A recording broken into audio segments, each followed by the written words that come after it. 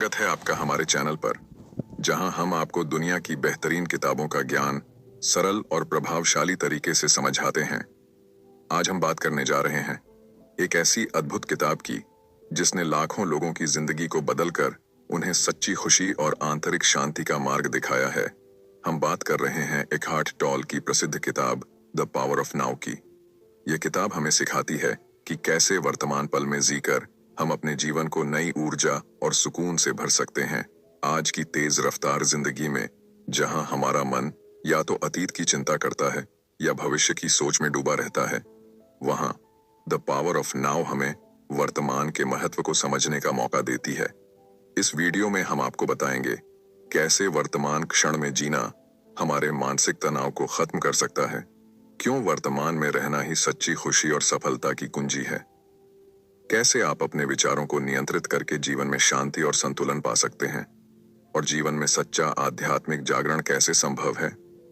अगर आप भी तनाव मुक्त, सुकून भरी और खुशहाल जिंदगी जीने का तरीका ढूंढ रहे हैं, तो यह वीडियो आपके लिए है।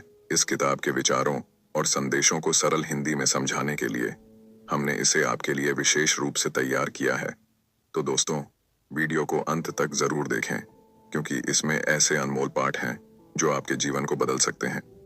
साथ ही अगर आपको हमारा प्रयास पसंद आए तो वीडियो को लाइक करें, अपने दोस्तों और परिवार के साथ शेयर करें और हमारे चैनल को सब्सक्राइब करना ना भूलें। चलिए अब बिना देर किए शुरू करते हैं द पावर ऑफ नाउ के इस सफर को और जानते हैं कि कैसे हम वर्तमान में रहकर अपने जीवन को नई दिशा दे सकते हैं। इस किताब के लेखक एकहार्ट टोले अपनी लाइफ में ज्यादातर डिप्रेस्ड ही रहे, परेशान ही रहे। वो जब 29 साल के थे तो अक्सर आधी रात में उनकी नींद टूट जाया करती थी। उन्हें अपनी लाइफ एकदम बेकार लगती थी। ऐसा लगता था जीने का अब कोई मतलब नहीं बचा है। रात के अंधेरे में उन्हें दूर से आती एक ट्रेन की आवाज सुनाई देती थी। लाइफ में अब उन्हें किसी भी चीज से प्यार या अटैचमेंट नहीं रह गया था। ऐसे में उनके दिल से एक ही आवाज आती थी, आखिर क्यों मैं इस तरह मर मर के जी रहा हूं। एचखार्ट की पहले भी कई बार आधी रात को नींद टूटी थी, मगर वो रात सबसे डरावनी थी। उस रात एचखार्ट के मन में भयंकर तूफान उठ रहा था। वो सब कुछ छोड़ छाड़ कर हमेशा के लिए कहीं खो जाना चाहते थे। सबसे दूर एक ऐसी जगह जाना चाहते थे जहां से कहीं कोई वापस नहीं आता। उनसे अब और बर्दाश्त नहीं हो रहा था। एचखार्ट एक गहरी उदासी में डूब चुके थे। ऐसी कोई चीज नहीं थी जो उनके मन के खालीपन को भर पाती। ना फैमिली, ना फ्रेंड्स, ना उनकी जॉब, कोई चीज नहीं। वो उस डार्कनेस की तरफ बढ़ते चले जा रहे थे जो उन्हें अपनी तरफ खींच रहा था। नेक्स्ट मॉर्निंग जब एचखार्ट की नींद टूटी तो उन्हें विंडो के बाहर एक छोटी सी चिड़िया की चहचहाट सुनाई दी। आज से पहले उन्होंने कभी इस तरह की आवाज नहीं सुनी थी। उन्होंने धीरे से आंखें खोली और विंडो से आती हुई लाइट को देखा। वार्म सनलाइट उनके फेस पर पार्टी डीडीएच रही थी, जो एचखार्ट फील कर सकते थे। अचानक उन्हें सब कुछ अच्छा लगने लगा। उनकी आंखों में आंसू भर आए। उन्होंने अपने चारों तरफ देखा। उन्हें अपना कमरा, कमरे की हर चीज नई लग रही थी। आज से पहले उन्होंने इन चीजों पर कभी गौर ही नहीं किया था। लाइफ में फर्स्ट टाइम एचखार्ट ने घर के बाहर एक चक्कर लगाया। उन्हें आज हर चीज खूबसूरत लग रही थी, जिंदगी से भरपूर। उन्हें लगा जैसे उन्होंने आज एक नया जन्म लिया है। उस दिन से उन्होंने रोज पार्क जाना स्टार्ट कर दिया। वो एक बेंच पर बैठकर अपने चारों तरफ ब्यूटी एंजॉय करते थे। पेट डैच, हवा, छोटे छोटे जानवर, सनलाइट, हर चीज उन्हें अच्छी लगने लगी थी। एचखार्ट इस दुनिया में एकदम अकेले होकर भी काफी खुश थे। फिर जल्द ही ऐसा हुआ कि लोग उनके पास आकर उनसे पूछते थे, आपकी इस हैप्पीनेस का सीक्रेट क्या है? हम भी आपकी तरह खुश रहना चाहते हैं, हम क्या करें? इस पर एचखार्ट उन्हें बोलते, खुशी तुम्हारे अंदर ही है। बस तुम्हारे दिमाग में इतना शोर भरा हुआ है कि तुम्हें अपनी खुशियों की आवाज सुनाई नहीं देती। धीरे धीरे एचखार्ट ने फील किया कि वो एकदम किसी स्पिरिचुअल टीचर की तरह बात करने लगे हैं। आपको क्या चीज परेशान कर रही है? ऐसा क्या है जो आपके माइंड में चल रहा है? क्या आप फ्यूचर की चिंता में डूबे हैं? क्या आपको पास्ट का रिग्रेट सता रहा है? क्या आप बोल सकते हैं कि आप एक भरपूर लाइफ जी रहे हैं? क्या कभी ऐसा हुआ कि आपके मन में कोई चिंता, कोई फिक्र नहीं थी? क्या कभी ऐसा हुआ कि आपने सिर्फ आज के बारे में सोचा? इस बुक में आप अपने आज में जीना सीखेंगे। आप अपने प्रेजेंट लाइफ को और इस खूबसूरत दुनिया को एप्रिशिएट करना सीखेगो। लाइफ की हर बिटरनेस और पेन को दूर करने का एक तरीका है। अपने डर को और गुस्से को दूर करना इतना भी मुश्किल नहीं है। इस बुक समरी को पढ़कर आप सीखेंगे कि अपनी प्रॉब्लम्स को कैसे फेस करें। आप भी चाहे तो अपनी जिंदगी में शांति ला सकते हैं। जब एचखार्ट ने अपनी लाइफ में ये सब कुछ सरवाइव किया है, तो आप क्यों नहीं कर सकते? चलिए इस बुक के सभी 10 चैप्टर्स को ध्यान से समझते हैं। Chapter 1, you are not your mind. एक बार एक बेगर था जो 30 सालों से साइडवर्क में रहता आ रहा था। एक दिन सुबह जब एक स्ट्रेंजर वहां से गुजरा, तो बेगर ने अपनी बेसबॉल केप उसके आगे रखते हुए पूछा, सर, क्या कुछ पैसे मिल जाएंगे? मेरे पास तुम्हें देने के लिए पैसे नहीं है, वो आदमी बोला। उस आदमी ने नोटिस किया कि बेगर एक ओल्ड बॉक्स पर बैठा हुआ था। ये क्या है? उसने बेगर से पूछा। कुछ नहीं, बस एक बॉक्स है, ये तो काफी टाइम से यहां पड़ा हुआ है, बेगर बोला। क्या तुमने कभी इसे खोल के देखा है? स्ट्रेंजर ने पूछा। क्या फायदा? ये तो खाली होगा, बेगर बोला। मगर जब स्ट्रेंजर ने इंसिस्ट किया कि उसे एक बार बॉक्स खोलकर देखना चाहिए, तो बेगर उसकी बात मान गया। बॉक्स काफी पुराना था, इसलिए खुल नहीं पा रहा था, मगर बेगर ट्राई करता रहा तो बॉक्स खुल गया। बेगर ने जैसे ही बॉक्स के अंदर देखा, वो हैरान रह गया। जिस पुराने से बक्से में वो इतने सालों से बैठता आ रहा है, वो असल में गोल्ड से भरा हुआ था। देखा जाए तो हम सब एक तरह से बेगर की तरह हैं। हम बाहर की दुनिया देखते हैं, अपने अंदर झांकने की कभी कोशिश नहीं करते। हम बाहर अपनी खुशियां तलाशते हैं। हम सभी को प्यार और सिक्योरिटी की जरूरत है, मगर हम ये भूल जाते हैं कि हमारे अंदर ही एक खजाना छुपा है, एक ऐसा खजाना जो हमें कोई और नहीं दे सकता। तो असली खजाना आखिर है क्या? असली खजाना है अपने अंदर की शांति को महसूस करना, हम जैसे हैं वैसे खुद को एक्सेप्ट करना, अपने असली नेचर के साथ खुश रहना। पास्ट के रिग्रेट और फ्यूचर की चिंता से दूर अपने आज में खुश रहना है असली दौलत है। अगर हम अपने आज में खुश हैं, तो हम वाकई में खुश रहेंगे। एक बार जब यह खजाना आपको मिल जाएगा, तो फिर कभी आप बाहरी दुनिया की झूठी चमक दमक में नहीं पड़ी ढोगे। आप अपने में ही इतने मस्त रहोगे कि ये दुनिया आपको एकदम अलग नजर आने लगेगी। फिर ना बीते हुए कल का दुख होगा और ना ही आने वाले कल की चिंता रहेगी। असली सोना आपके अंदर ही है, बस एक बार अपने अंदर झांक के तो देखो। Chapter 2, consciousness, the way out of pain. उस बॉक्स को आप कैसे खोलेंगे जो आपके पास है? कैसे आप अपने अंदर छुपा गोल्ड बाहर निकालेंगे? सबसे पहले तो ये जानना बहुत जरूरी है कि आप क्यों परेशान रहते हैं। ऐसा क्या है जो आपको जीने नहीं दे रहा? आपके दर्द की वजह क्या है? आपको अपनी उदासी की वजह मालूम करनी होगी। जरा ये सोचो कि अगर दुनिया में इंसान होते हैं नहीं तो क्या होता? सिर्फ जानवर और पेट पौधे ही होते तो तब क्या पास्ट या फ्यूचर होता? तब टाइम जैसी कोई चीज होती क्या? ईगल क्या ये पूछती, टाइम क्या हुआ है जरा बताना? या ओक का पेडीडीएच सोचता, आज कौन सी तारीख है? असल में प्लांट्स और एनिमल्स के लिए टाइम या डेट जैसी कोई चीज मैटर ही नहीं करती। उन्हें क्या लेना देना पास्ट या फ्यूचर से? उनके लिए जो टाइम है आज और अभी है। पेड़ पौधे और जानवर अपने प्रेजेंट में जीते हैं। जरा सोचो कितना वंडरफुल है बिना किसी रिग्रेट और परेशानी के जीना। कोई फिक्र नहीं और ना ही कोई दुख परेशानी। यही होता है अपने प्रेजेंट में जीना, जो हम भूल चुके हैं। अपने पास्ट के बर्डन और फ्यूचर की चिंता छोड़ कर अभी का टाइम एंजॉय करना। लेकिन क्या ये मुमकिन है? हम इंसान हैं, चाहकर भी हम अपने पास्ट को भूल नहीं पाते। हमारा माइंड हमें आने वाले कल के लिए डराता है। हमारा माइंड हमें कंट्रोल करता है। हम हमेशा उलझनों से इतने घिरे रहते हैं कि अपने प्रेजेंट को अप्रिशिएट नहीं कर पाते। और हमारे दुख की असली वजह यही है, हम खुद ही उदासी को अपनी लाइफ में इनवाइट करते हैं। अब आप बोलोगे कि प्रेजेंट में तो कुछ अच्छा नहीं है, सिर्फ दुख है, परेशानियां हैं। मगर क्या वाकई में ये सच है? आप शायद पास्ट के इन्फ्लुएंस में आकर ऐसा बोल रहे हैं, लेकिन आपको पास्ट को भूलकर प्रेजेंट में ध्यान देना होगा। आज जैसा भी है उसे एक्सेप्ट करो। अपने आज को सुधारो। इसे अपना दुश्मन नहीं, दोस्त समझो।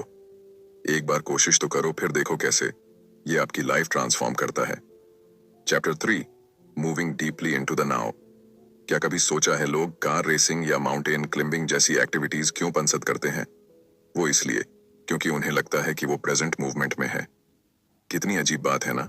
लोगों को प्रेजेंट मूवमेंट फील करने के लिए कोई पर्टिकुलर एक्टिविटी करनी पड़ जाती है। यही वजह है कि अक्सर लोग खुश रहने के मौके ढूंढते हैं। एक जैन मास्टर थे। एक बार उन्होंने अपने स्टूडेंट्स से पूछा, इस वक्त किस चीज की कमी है? स्टूडेंट्स सोच में पड़ीडीडीएच गए कि इस सवाल का जवाब क्या होगा। सब शांत होकर सोच रहे थे।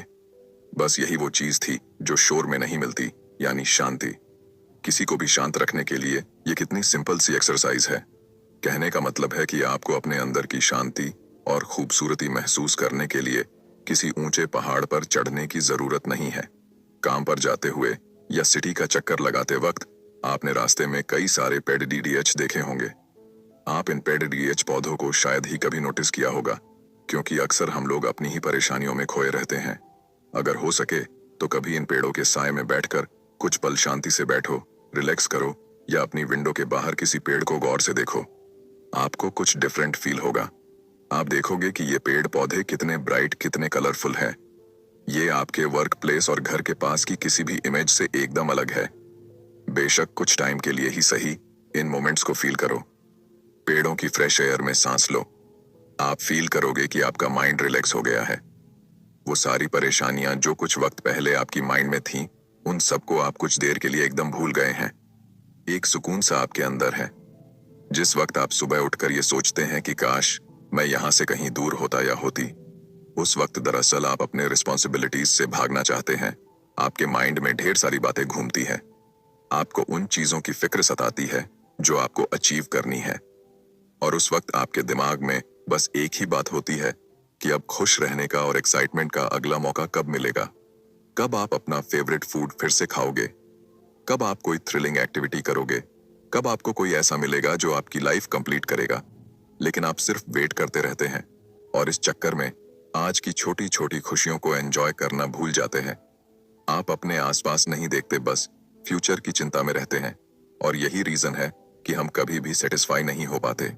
Chapter 4, mind strategies for avoiding the now. Psychologist Karl जंग एक बार एक नेटिव अमेरिकन ट्राइबल लीडर से बात कर रहे थे। ट्राइबल चीफ ने जंग को बताया कि गोरे लोग बड़े क्रूअल नेचर और नेगेटिव एटीट्यूड वाले होते हैं। ट्राइबल चीफ का यह भी कहना था कि व्हाइट लोगों को हमेशा कुछ ना कुछ चाहिए होता है। ऐसा लगता है जैसे उनकी लाइफ में कुछ मिसिंग है। ये व्हाइट लोग हमेशा पागलों की तरह रेस्टलेस और अनईजी रहते हैं। आप भी शायद कभी इस स्टोरी के व्हाइट लोगों जैसा ही फील करते होंगे। लेकिन क्या आप एक मिनट रुक के खुद से पूछने की कोशिश करेंगे, क्या इस वक्त मैं पूरी तरह रिलैक्स हूं? क्योंकि कई बार हमारे थॉट्स हमें पूरी तरह कंट्रोल कर लेते हैं। हम आपको वो रीजंस बताते हैं कि क्यों आपका माइंड आपको रोकता है अपने आज को एंजॉय करने से। तो इसका पहला रीजन है रिसेंटमेंट, यानी अपनी जॉब को लेकर, या किसी इंसान को लेकर, या फिर किसी काम को लेकर आपके दिल में जो बिटरनेस होती है। हमें कई बार ऐसा लगता है कि हम ऑफिस में बहुत ज्यादा लोड ले रहे हैं, या फिर कोई कलीग हमें इरिटेट कर रहा है। ये चीजें हमारे अंदर बिटरनेस, खटास पैदा करती हैं, लेकिन इसका कोई फायदा नहीं है। आप इन चीजों को लेकर नेगेटिव नहीं हो सकते। बेटर होगा कि सिचुएशन को चेंज करने की कोशिश करो। जो चीज आपको डिस्टर्ब कर रही है उसे आप रोक सकते हैं। ये आपके हाथ में है कि आप उस इंसान के पास जाकर खुलकर बात करो। जो चीज आपको इरिटेट करती है उसे रोकने की पहल सिर्फ आप कर सकते हो। आप खुद को नेगेटिव होने से रोक सकते हो। ये एकदम आपके हाथ में है। ये बिल्कुल उसी तरह है जैसे कि आपने कोई भारी चीज आपके कंधों पर है। जस्ट ड्रॉप इट, उस भारी चीज को छोड़ दो। जब भी आपको नेगेटिव फीलिंग आए, उसी वक्त नेगेटिविटी को अपने दिल से निकाल फेंको और एक फ्रेश शुरुआत करो। कंप्लेंट करने के बजाय अपने दिल का बोझ उतार कर फेंक दो। असल में देखा जाए तो बेकार की चीजों को अपनी लाइफ से रिमूव करके सिचुएशन को अपने कंट्रोल में करना इतना भी मुश्किल नहीं है। सेकंड रीजन जो आप इस पल को एंजॉय नहीं कर पाते वो है इनएक्शन, यानी कुछ मत करो। अगर कोई सिचुएशन आपको दुखी करती है तो आप उसे चेंज कर सकते हो या एक्सेप्ट कर सकते हो। यहाँ तक कि आप अपने रॉन्ग डिसीजन से भी काफी कुछ सीख सकते हो। हमारे पास 3 चॉइस है, लीव, चेंज या एक्सपेक्ट। आप किसी सिचुएशन को या तो एक्सेप्ट कर सकते हो। ऐसा कई लोग करते हैं जिन्हें फ्यूचर से खुशी की उम्मीद रहती है। लेकिन जो आपके पास है उसके लिए ऊपर वाले का शुक्रिया अदा करो, तभी आप रियल खुशी अचीव कर पाओगे। इमेजिन करो आप किसी लाइन में लगे हो कि तभी आपके पीछे खड़े लोगों का शोर सुनाई देता है। लोग कंप्लेंट कर रहे हैं, इरिटेट हो रहे हैं और नेगेटिव बातें कर रहे हैं, मगर आप शांत रहो। जब काउंटर पर आपका नंबर आता है तो अटेंडेंट आपसे बोलता है, सॉरी आपको वेट करना पड़ा। तो आप बोल सकते हैं, कोई बात नहीं, मुझे वेट करने में कोई प्रॉब्लम नहीं हुई, मैं तो बस एंजॉय कर रहा था। Chapter 5, the state of presence. अब जरा अपनी आंखें बंद करो और कंसंट्रेट करने की कोशिश करो। खुद से पूछो, मेरा नेक्स्ट थॉट क्या होगा? खुद को नेक्स्ट थॉट के लिए अलर्ट रखो। जो आपके माइंड में किसी भी टाइम आ सकता है, जैसे कोई बिल्ली चूहे की टाक में रहती है। आप नोटिस करोगे कि एक नए थॉट के चक्कर में आप अलर्ट होकर वेट कर रहे हो, क्योंकि आप भी स्टेट ONF प्रेजेंस में हो। इस वक्त आपको कुछ और ख्याल नहीं आ रहा, ना कोई टेंशन, ना रिग्रेट। तभी आपका कंसंट्रेशन फेड होने लगता है, आपकी अलर्टनेस कम हो जाती है, दिमाग में फिर से खलबली मचती है और शांति भंग हो जाती है, और आप एक बार फिर से अभी की दुनिया में लौट आते हैं। स्टेट ONF प्रेजेंस सिखाने के लिए जेन मास्टर्स एक वुडन स्टिक लेकर अपने स्टूडेंट्स पर अचानक पीछे से अटैक करते हैं। अगर कोई स्टूडेंट कंसंट्रेट नहीं कर रहा है या उसके माइंड में कुछ चल रहा है, तो वो एकदम से रिएक्ट करेगा। मगर जो स्टूडेंट अलर्ट होगा, उसे जेन मास्टर की प्रेजेंस का पता चल जाएगा। उसे फील हो जाएगा कि क्या होने वाला है, इसलिए वो ऑलरेडी रेडी रहेगा और किसी भी अटैक से खुद को बचा लेगा। अगर आप प्रेजेंट और अलर्ट नहीं रहोगे, अगर आप अपने कॉन्शियसनेस में डीपली नहीं जाओगे, तो आपके थॉट्स आपको ऐसे ही खींचते रहेंगे जैसे नदी में कोई लकड़ी बहती चली जाती है। डीपली रूटेड का मतलब है कि अपनी बॉडी और माइंड पर पूरी कंट्रोल, यानी अपनी सराउंडिंग को लेकर फुली अवेयर रहना। Chapter 6, the inner body. आप अपनी इनर बॉडी के साथ कैसे कनेक्ट करते हैं? एक बार फिर अपनी आंखें क्लोज करो और रिलैक्स हो जाओ। गहरी सांस लो। अपनी बॉडी को अपने मन की आंखों से देखो। हर सांस के साथ अपने सीने को उठता गिरता देखो। क्या आपको कुछ फील हुआ? क्या आपको लगा कि आप इस पल में जी रहे हैं? क्या आपको अपनी बॉडी की पावर फील हुई? क्या आपको एहसास हुआ कि आप अपने आप में एक स्ट्रॉन्ग एनर्जी का सोर्स हैं? एक बार करने के बाद आपको रियलाइज होगा कि आप कितना कुछ कर सकते हैं। आपकी इनर बॉडी फॉर्मलेस और लिमिटलेस है, मगर इसकी ताकत का अंदाजा आपको भी नहीं है। हर रिलीजन, चाहे ईस्ट का हो या वेस्ट का, हमें यही सिखाता है कि हमें फास्टिंग करनी चाहिए और जितना हो सके उतना बॉडी प्लेजर से दूर रहे। मतलब कि कुछ रिलीजियस प्रैक्टिस बॉडी की डिमांड के खिलाफ लड़ने की कोशिश करती है। कुछ रिलीजन्स में आउट ONF बॉडी एक्सपीरियंस की बात भी कही गई है, जहां हम अपनी बॉडी के फिजिकल फॉर्म से निकल सकते हैं। इस तरह की प्रैक्टिस हमें एनलाइटमेंट देगी, मगर लंबे टाइम के लिए नहीं, क्योंकि कभी ना कभी हमें वापस बॉडी में लौटना ही पड़ेगा। मगर रियल ट्रांसफॉर्मेशन बॉडी से दूर जाने में नहीं है, बल्कि इसे एक्सेप्ट करने में है। रिलीजियस प्रैक्टिसेस आपको बॉडी के बाहर एनलाइटमेंट की तलाश सिखाती है। आप खुद से बॉडी से बाहर ढूंढने निकल पड़ते हैं, लेकिन सच तो यह है कि अपनी इनर बॉडी के थ्रू ही हम ट्रुथ, यानी सच को हासिल कर सकते हैं। और अपनी इनर बॉडी को जानना हमारे एजिंग प्रोसेस को स्लो करता है। बेशक आपकी आउटर बॉडी उम्र के साथ कमजोर पड़ती जाएगी। अगर आप 80 के भी हो जाओगे तो भी आपकी इनर बॉडी हमेशा यंग और लाइव रहेगी। आप और ज्यादा लाइट और फुल ONF एनर्जी फील करोगे। अपनी इनर बॉडी को जानने से हमारा इम्यून सिस्टम भी स्ट्रांग रहता है, क्योंकि हमारी बॉडी के अंदर जो कुछ भी होता है उसे लेकर हम कॉन्शियस रहते हैं। आप किसी बैड हैबिट्स के शिकार नहीं होंगे और ना ही किसी के नेगेटिव इन्फ्लुएंस में आएंगे। गुस्से, डर या डिप्रेशन जैसी चीजों से भी आप खुद को इजीली बचा सकते हैं। Chapter 7, portals into the unmanifested. Unmanifested क्या है? इसे हम ची से लिंक कर सकते हैं, जो कि यूनिवर्सल लाइफ एनर्जी है। ची एक नदी की तरह है जो यूनिवर्स से हर एक लाइफ फॉर्म में बहती है और वापस यूनिवर्स में लौट जाती है। जब हम अपनी इनर बॉडी में डीप चले जाते हैं, तो हम इसी एनर्जी सिस्टम के साथ मिल जाते हैं। ची नदी की तरह बहती है, जबकि अनमैनिफेस्टेड शांत रहता है। कभी जब आपको ड्रीमलेस नींद आती है, उस वक्त आप अनमैनिफेस्टेड ही फील कर रहे होते हो। ये एक शांत स्टेट है, मगर काफी एनर्जी से भरा हुआ है। अनमैनिफेस्टेड का मेन पोर्टल अभी का मोमेंट होता है। फिजिकल वर्ल्ड में हम टाइम के गुलाम होते हैं, मगर टाइमलेस होना ही प्योर ब्लिस है। यानी एक ऐसी स्टेज जहां सिर्फ शांति है, जहां आप हर बंधन से आजाद है और अनमैनिफेस्टेड को महसूस कर सकते हैं। आप नेचर के जितना पास रहेंगे, उतना ही स्ट्रांगली इसे अप्रिशिएट कर पाएंगे। सुबह उठकर सनराइज को देखो, किसी नदी के किनारे बैठकर उसे बहते हुए देखो, या रात में आसमान की तरफ देखो, या आग की सुनहरी लपटों को गौर से देखो। ये सब आपको कितना सुकून दे सकते हैं, आप सोच भी नहीं सकते। जब आप नेचर को देखते हो, उस वक्त आपका माइंड एकदम फ्री होता है। आपको वक्त का पता ही नहीं चलता। इस वक्त आप टाइम के गुलाम नहीं होते। आप सिर्फ उस वक्त में मौजूद रहते हैं और उसे इंटेंसली फील करते हैं। इसीलिए ये सीखना जरूरी है कि हम नेचर के सामने खुद को सरेंडर कर दें। हर उस चीज को अपने अंदर से निकाल फेंको जो आपको अभी इस वक्त को एंजॉय करने से रोक रही है। इस वक्त में खुद को सरेंडर करके देखो, आप खुद को और ज्यादा अलाइव महसूस करोगे। एक और एक्सरसाइज है जो आप कर सकते हैं। कुछ देर के लिए अपना सेल फोन स्विच ONF कर दो। ध्यान रहे कि इस दौरान कोई आपको डिस्टर्ब ना करे। अपनी पीठ को स्ट्रेट करो और रिलैक्स पोजीशन में बैठ जाओ। गहरी सांस लो, अपनी इनर बॉडी को फील करो। कुछ सोचो मत, बस फील करो। अपनी एनर्जी, अपने ऑरा को फील करो। इस मोमेंट में खुद को सरेंडर करो। जब हम इतना डीप चले जाते हैं तो एक पॉइंट ऐसा भी आता है जब इनर और आउटर बॉडी का डिफरेंस खत्म हो जाता है। आप उस एनर्जी के साथ एक हो जाते हो जो इस पूरे यूनिवर्स में फ्लो कर रही है।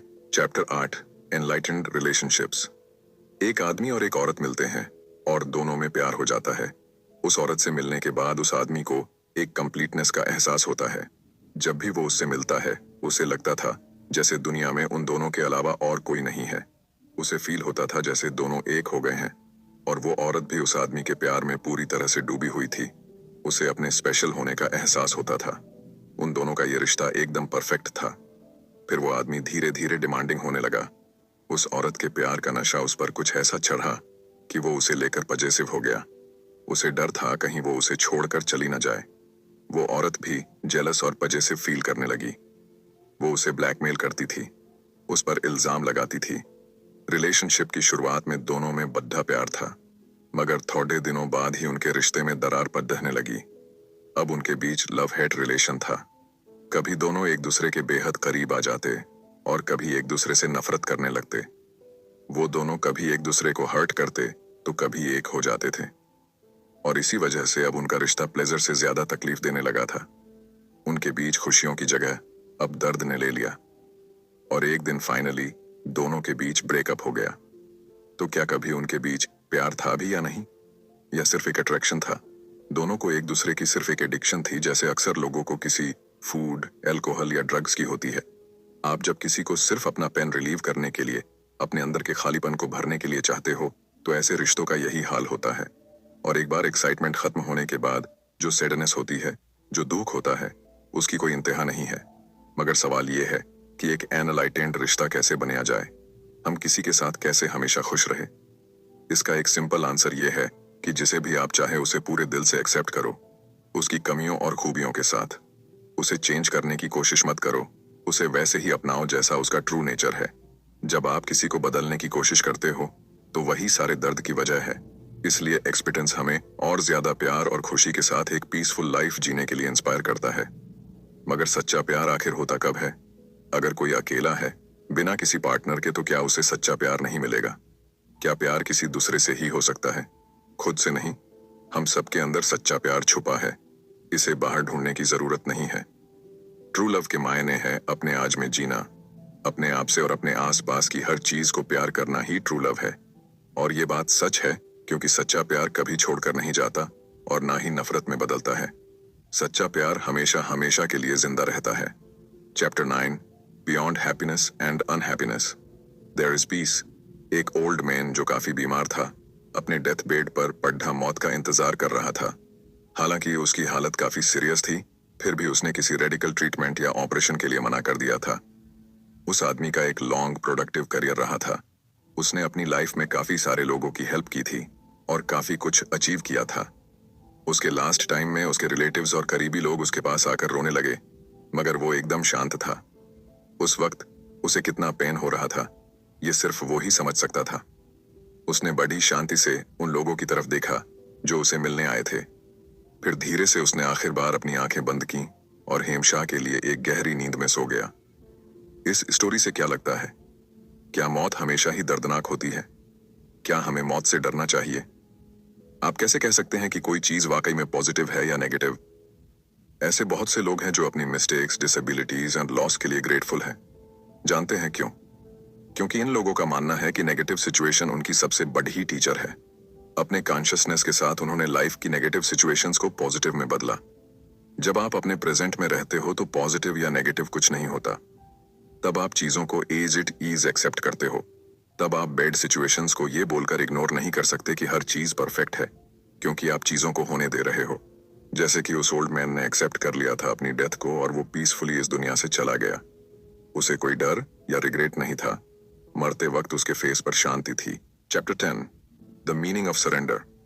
सरेंडर का मतलब है जो अभी हो रहा है उसे किसी डर, गुस्से या बिटरनेस के बिना एक्सेप्ट करो। यानी लाइफ जैसे अभी है वैसे एक्सेप्ट करना सीखो। जब कुछ गलत होने लगे तो आपको सरेंडर करना सीखना होगा। उस वक्त जो सिचुएशन होगी उसका सॉल्यूशन आप नेगेटिव हुए बगैर निकाल सकते हो। जैसे कि मान लो आप कीच डीएच में फंस गए। अब यहाँ सरेंडर करने का यह मतलब नहीं कि आप कीच डीएच में ही फंसे रहो, बल्कि ये मतलब है कि आप इस सिचुएशन को इग्नोर मत करो। आपको एक्सेप्ट करना होगा कि आप कीच डीएच में धंस गए हो और अब आपको बाहर निकलना है। ये रियलिटी है, मगर इसके लिए किसी और को ब्लेम करना या गुस्सा करना गलत बात होगी, क्योंकि ऐसा करके आपको कुछ फायदा नहीं होने वाला। अब जरा ये सोचो कि आप नाइट में वॉक के लिए निकले हो। बाहर काफी कोहरा है, जिसकी वजह से आपको क्लियर नहीं दिख रहा, लेकिन आपके पास एक पावरफुल फ्लैशलाइट है जिसकी हेल्प से आप आगे बढ़ते जा रहे हैं।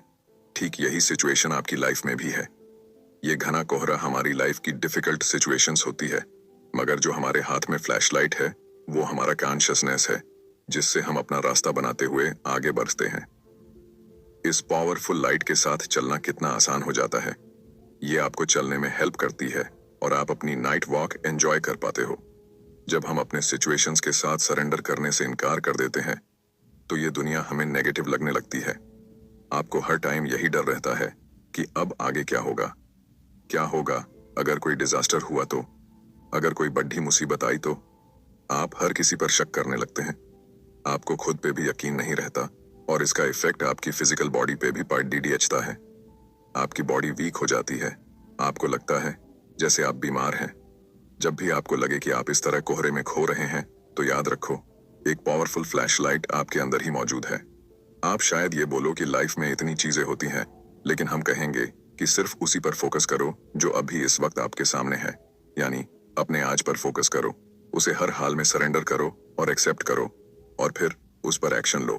सरेंडर का अपोजिट होता है रेजिस्टेंस, यानी ब्लेमिंग, रिग्रेट्स और फियरफुलनेस, और ये सारी फीलिंग्स आपको और भी नेगेटिव बना देती है। इससे बेटर है कि आप इन पर कंट्रोल करो। नेगेटिव इमोशंस को अपने पास भी मत आने दो। पूरी तरह कॉन्शियस होने पर ही आप कोई बेस्ट सॉल्यूशन सोच पाओगे। इस मोमेंट में शायद आप भी प्रॉब्लम्स की कीचड़ में फंसे होने की वजह से अपने पेरेंट्स, इस सोसाइटी को और अपने हालात को ब्लेम कर रहे होंगे। आप अपने उन सारे गलत डिसीजंस के बारे में सोच रहे होंगे जो आपने लाइफ में लिए। आप सोच रहे होंगे यही आपकी लाइफ है, अब आपका कुछ नहीं हो सकता, आपकी प्रॉब्लम्स कभी दूर नहीं हो सकती। लेकिन एक मिनट रुको, पहले एक डीप ब्रीथ लो। आपको सरेंडर करने की जरूरत है। खुद को बोलो कि मैं कीचड़ डीएच में फंसा हूं, मगर मैं इससे जरूर बाहर निकलूंगा और मैं गिव अप नहीं करूंगा। फिर आप अपने पैर हिलाते हैं और सीधे खड़े होने की कोशिश करते हैं। बस, फिर क्या आप कीचड़ डीएच से बाहर निकल आते हैं। बस इतना ही तो करना था। इसलिए अपने आज में ही जीने की कोशिश करो और हमेशा खुश रहो। आज की इस वीडियो में हमने एक बहुत ही महत्वपूर्ण किताब द पावर ऑफ नाउ के प्रमुख विचारों को समझा। यह किताब हमें सिखाती है कि कैसे वर्तमान क्षण में जीकर हम अपने जीवन को पूरी तरह बदल सकते हैं। भविष्य की चिंताओं और भूतकाल की गलतियों में उलझने के बजाय अभी पर ध्यान केंद्रित करना ही सच्ची शांति और आनंद का स्रोत है। अगर आपको यह किताब का सार पसंद आया हो और आप इसे अपने जीवन में लागू करने की कोशिश करेंगे तो कमेंट सेक्शन में जरूर बताएं। चैनल को सब्सक्राइब करें और बेल आइकन दबाएं ताकि आप आने वाले और भी प्रेरणादायक बुक समरी वीडियो मिस न करें। इस वीडियो को लाइक और शेयर करके दूसरों को भी यह मूल्यवान संदेश पहुंचाएं। अगले वीडियो में फिर मिलेंगे एक और शानदार किताब के साथ। धन्यवाद।